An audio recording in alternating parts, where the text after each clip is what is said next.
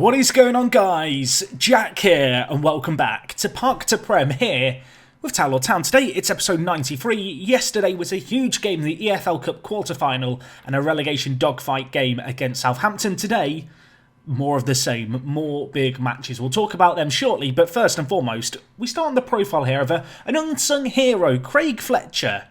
He is a man who has been at the club almost as long as I have, my assistant, forever in my shadow, a familiar face to me, but I feel like to you guys, he's never really got the credit. So today, Craig, we celebrate you. I'm like toasting to his honour. He's been at the club 10 years now. What a crazy achievement that is. And he's done all his coaching badges as we've gone up through the leagues. He's improved a lot. He's not the craziest assistant by any means, but he's more than serviceable. And 10 years of service. That is a really impressive achievement. People have asked a little bit about the staff. I'll start off, I guess, by talking about the staff. I really feel like this whole aspect of Football Manager could be done in more detail and differently. I have not touched the staff since League One, really. I think I've added in maybe one or two new scouts in that time. But besides that, I've not really changed a great deal. You can see we have by far and away the best coaching staff, recruitment team and medical team. Not the best, but for the most part above average, with the exception of the sports scientist area. But yeah, in terms of kind of coaching team, we just have a really, really solid setup. It's been good. Worth noting, actually, I did recently have one turnover in staff. I got in a new head of youth development. This role is really, really important for your youth intakes, which we have got one on the go, of course. And it's important for a few reasons, but the head of youth development, they're judging a player ability and potential, as well as they're working with youngsters, all impacts the quality of the players that generate at your club. On top of that, based on their preferred formation and also their personality traits, that can also impact the players that come through. So, for example, if you have a head of youth development whose favourite formation is a 3-5-2, you won't get many fullbacks in your intake. So maybe a little bit of knowledge there. Maybe that's useful for some people. I'm sure some of you were sat there thinking, I knew that. But yeah, I signed Ivo this year, and I couldn't see his personality or media handling style. It's not great that it's outspoken, volatile and confrontational. That if youngsters get that off him, we're in a bit of trouble. But as far as head of youth development kind of staff go, he's pretty blooming good. And we have got that intake on the go. Of course, it won't be coming through till March, but we've been told it's an excellent group of players. So I'm immediately optimistic. Let's hope that come March we're celebrating another high-quality influx of players into the club. Anyway, today we are going to be taking on it in the EFL Cup, Bristol City. It's the semi-final, it's championship opposition.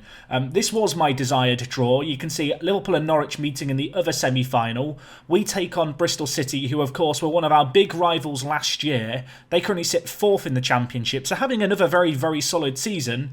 And the first game of today is going to be against them, and we're going to follow that up with a game against Sheffield United, who are in 17th. Another big game for us. However, you'll notice that recent form, it's been good.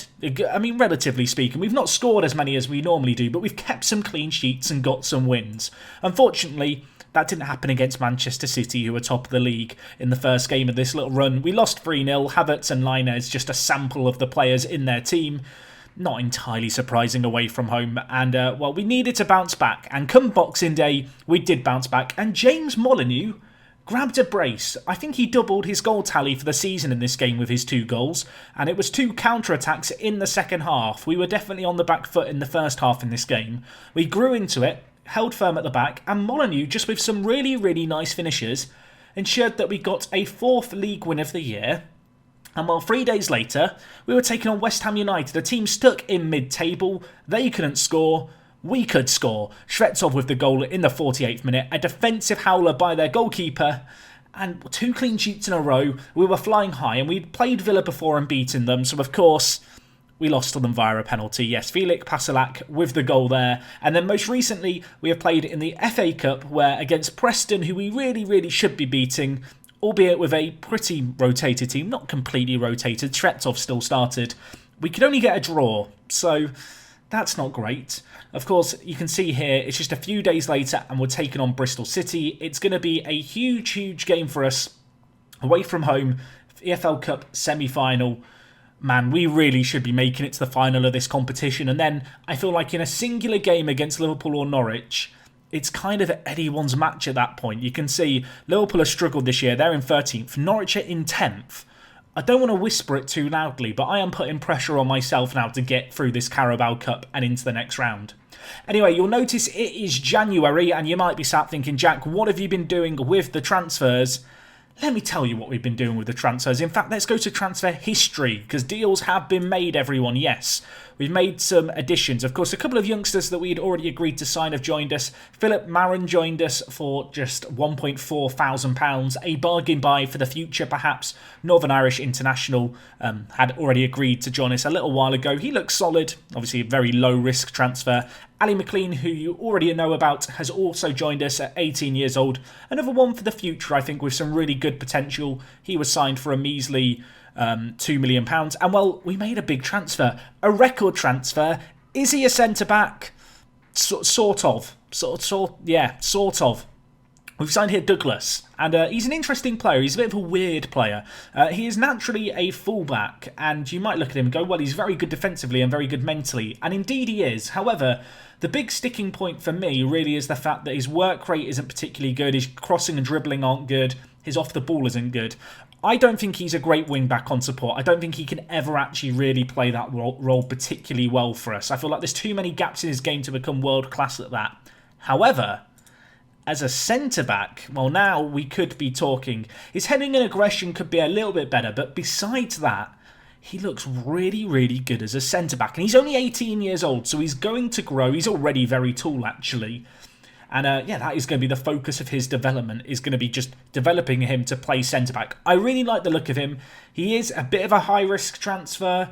He'll largely play at centre-back, although Mr. Dessa hasn't played particularly well at right-back. We've not really got a particularly good second-choice right-back. I mean, previously, we've been relying on Ryan Grant, who, by comparison, is nowhere near as good. So I think he is a good little deal. And while you'll be pleased to know, on the centre-back front, I am continuing to try and make stuff happen. You'll notice Jimmy Morrison, who is one of our centre-backs, we're looking to loan out to get first-team football to, because with Douglas joining and, well, this player here potentially, hopefully, maybe joining, he probably isn't going to play a great deal for us. So the player in question is this guy, Samuele Baggi. He looks very, very good. Or why have I said Baggi? I'm thinking of Baggio. No, Maggi. Maggi? Is he magic? You know. Anyway, he's left foot. He's quicker than Jermaine Defoe. At least in 2030 he is. And he looks very, very good. That was a very terrible attempt to make a rhyme, wasn't it? I have been looking at players. I've been trying to sign a centre-back for a very long time. I've ended up having to pull the trigger on this deal at £8 million, but I really, really, really like the look of him. I think if we just compare him to Vasily Ignatovic, actually is probably a good comparison because they're a similar age. Maggi is just a little bit better in important areas to me. I feel like they're going to provide good competition for one another. Vasily, big issue for him really is the fact he's just very inconsistent. I have been bedding him into the first team a little bit more because he has improved a lot this year, this player. But he has got a competitive streak. He is inconsistent. He's been sent off before for elbowing players. He has a bit of a temper problem. And also, Maggi is a left-footed player, which you really needed in a centre-back. We don't have a left-footed centre-back besides Williamson.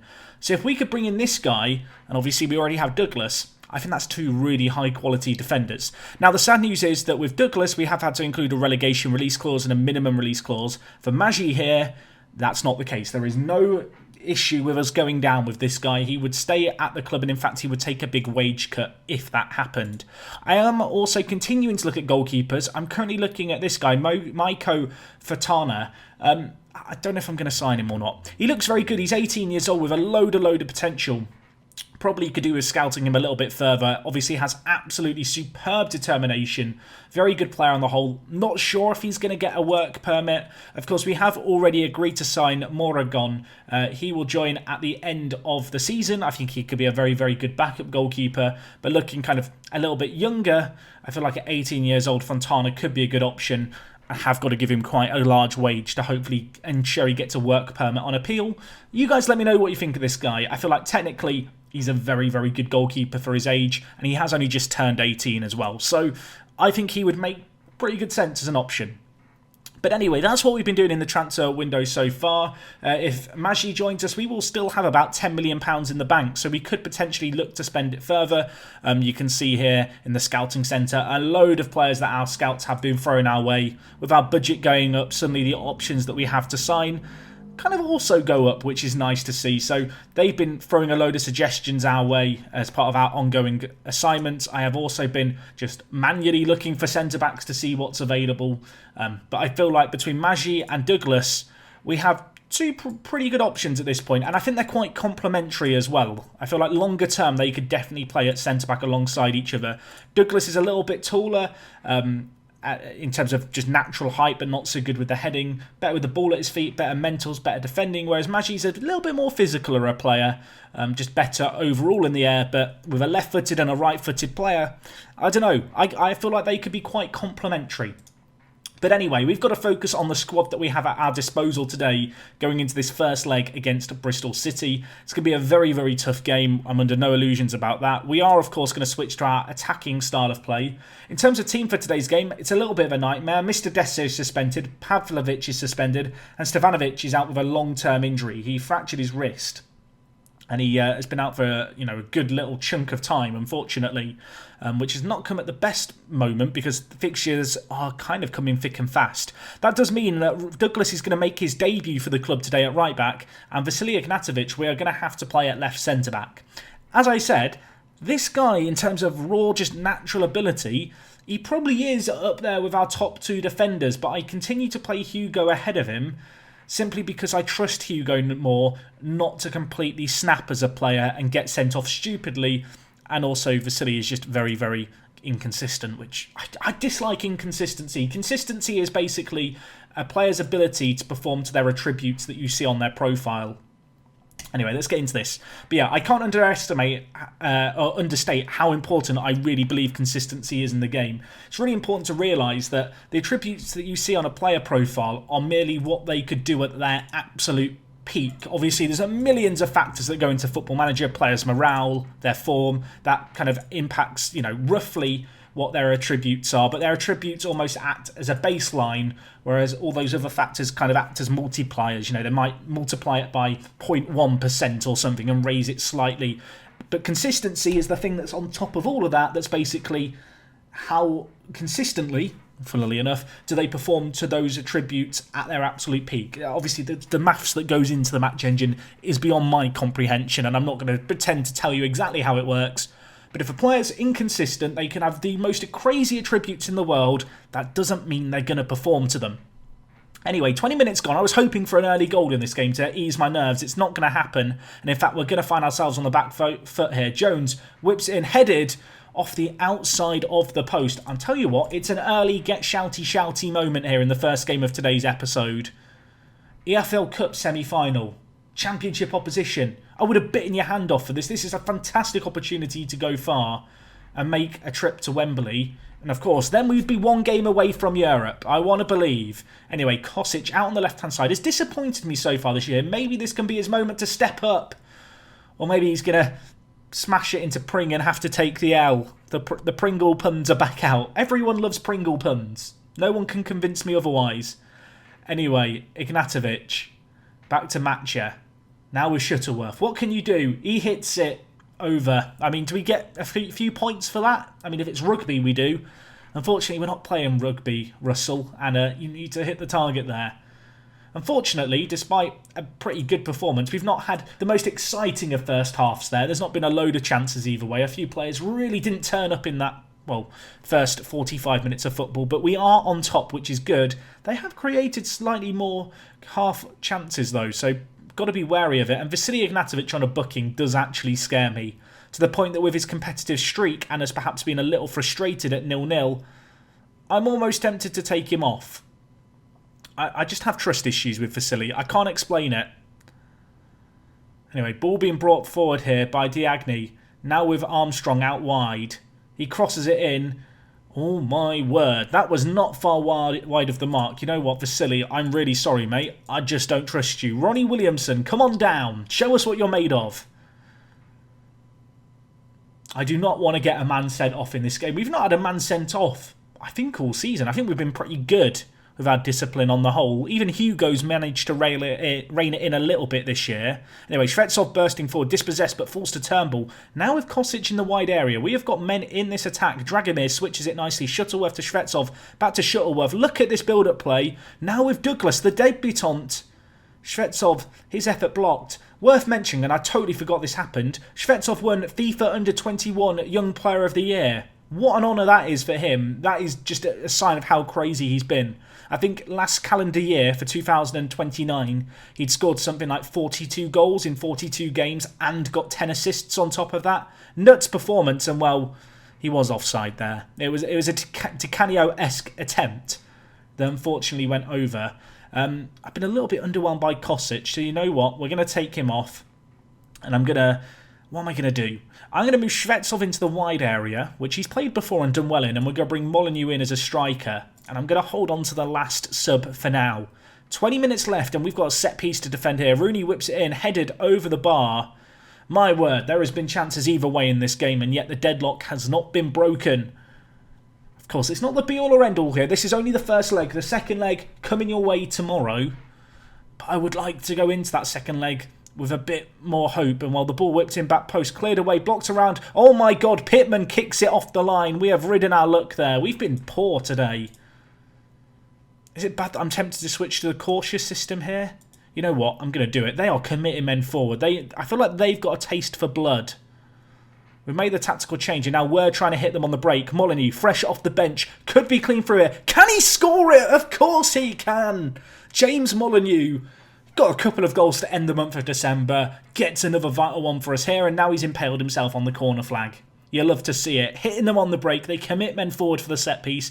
Turnbull picks out his man. That first touch by James Molyneux is just superb to get it out of his feet, and on that left foot of his, he hits it sweetly past the keeper. Pring takes the L. We're one goal up, and I'm quite happy for the game to end now. We've got very lucky in this game. We've ridden our luck.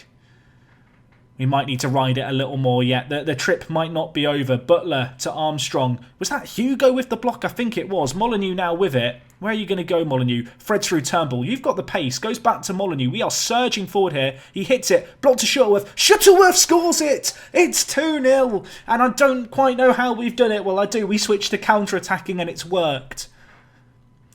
And, well, we've been using it a little bit in the league, and now it's come useful against championship opposition. Not the scenario I envisaged it would come clutch in, but just a few little instruction changes, a few little role tweaks to players does allow us to play our traditional system, play to its same strengths, and punish teams like we have Bristol City here. They have one last chance maybe in this game. Set piece, headed over. It's going to finish 2-0 here. What a performance that is. That puts us in a great position going into the second leg, and dare I say it, I can taste Wembley. Wembley's in the air. That's not an expression, is it? Love's in the air. So's Wembley.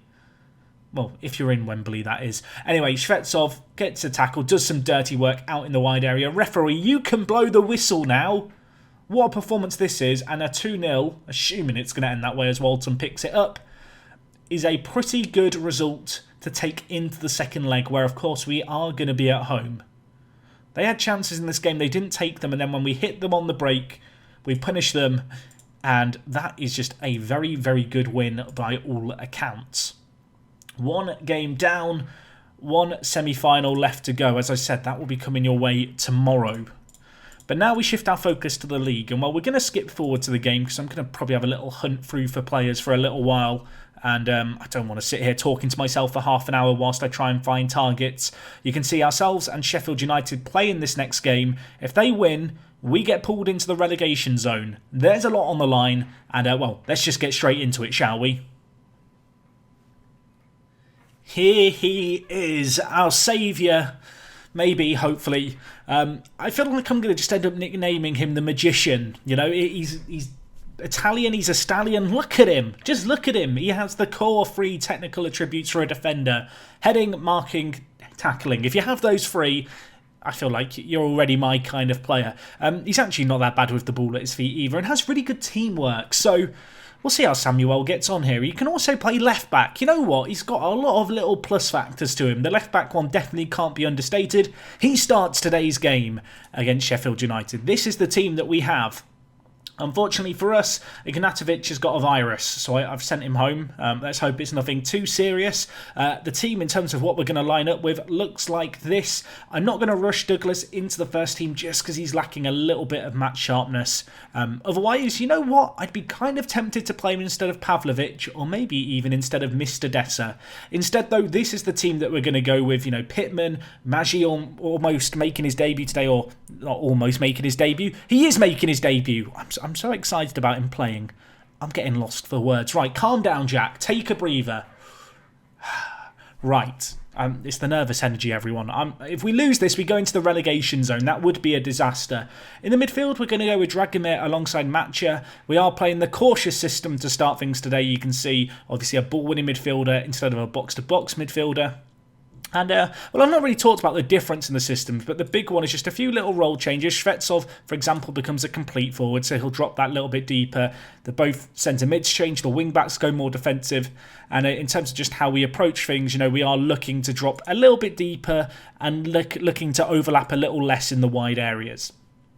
But anyway, let's just get into this, shall we? This is a huge game. Sheffield United, 2 points behind us.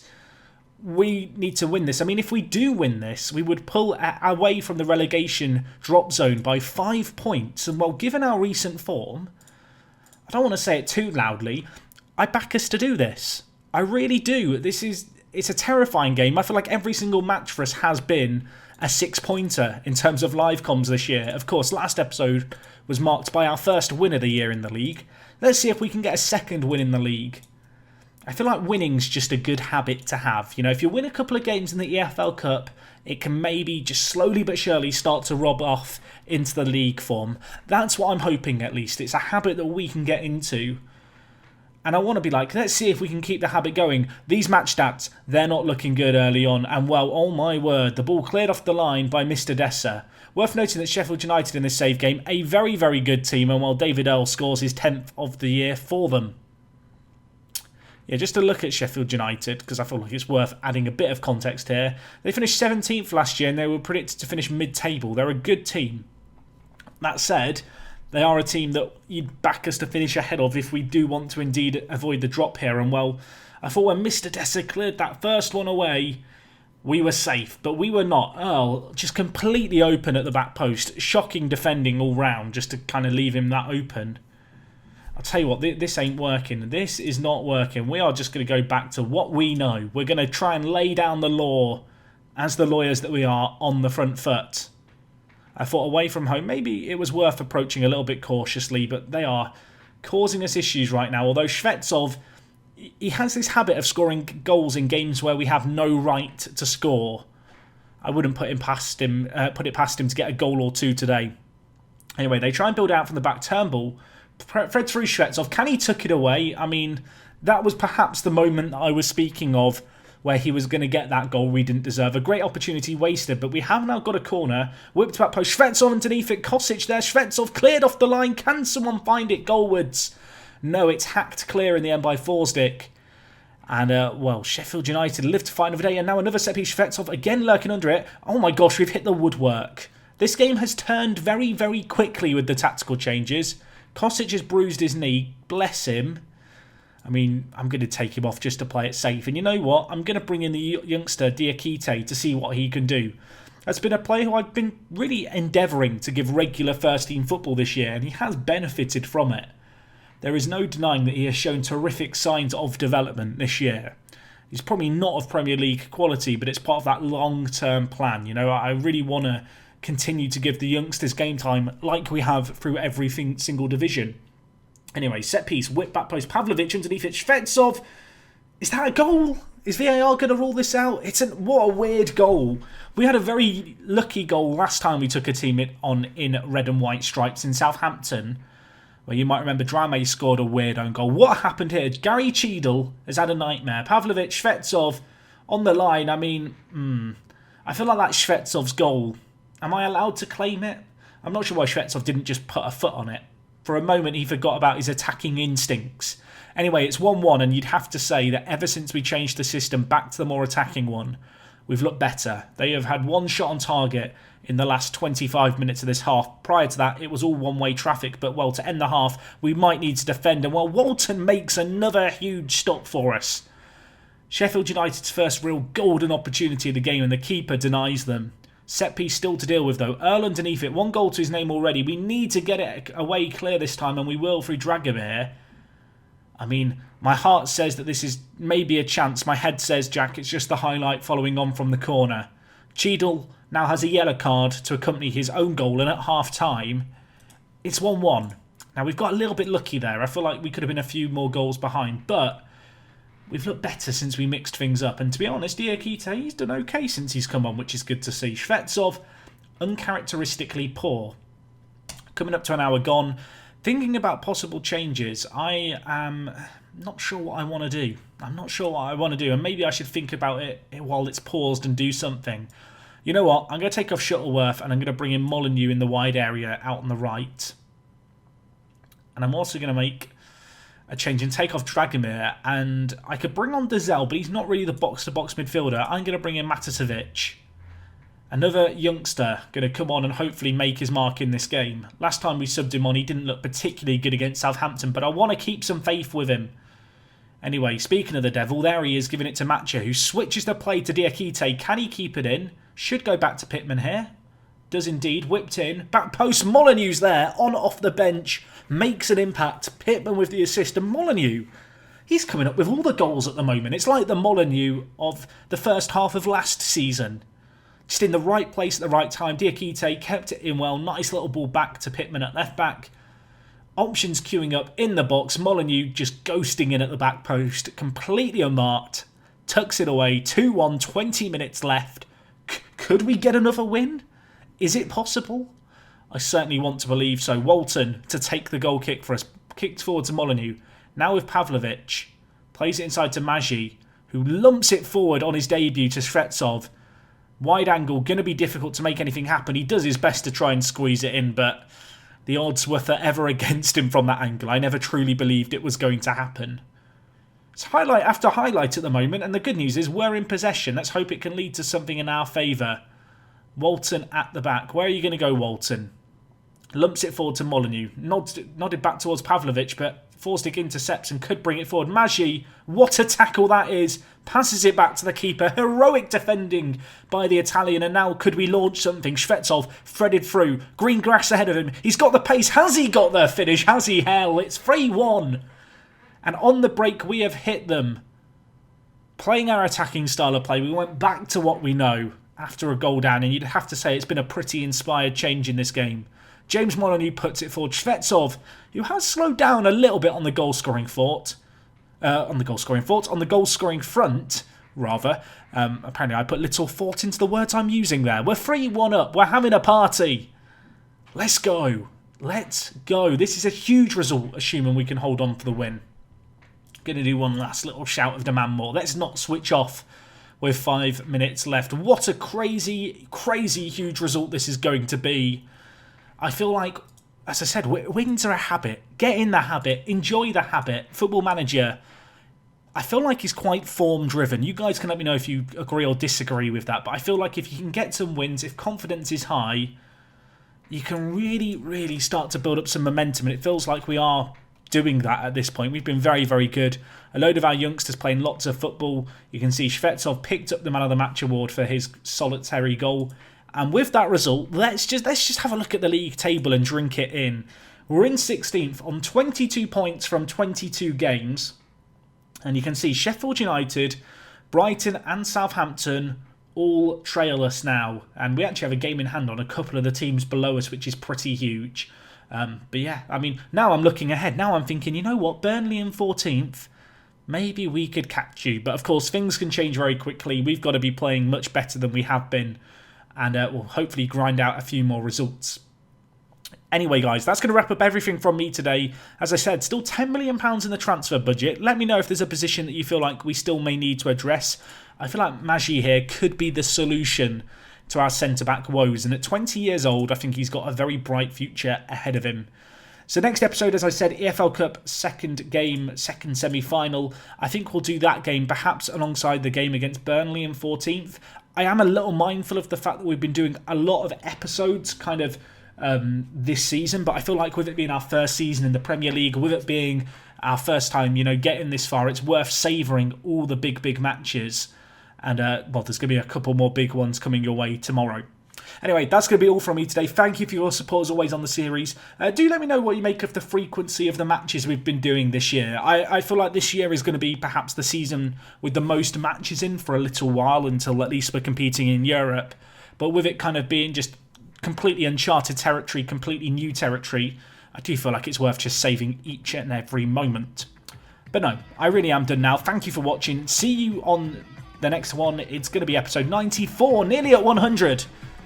It's me, Jack, and I will talk to you guys in a bit. I'm out.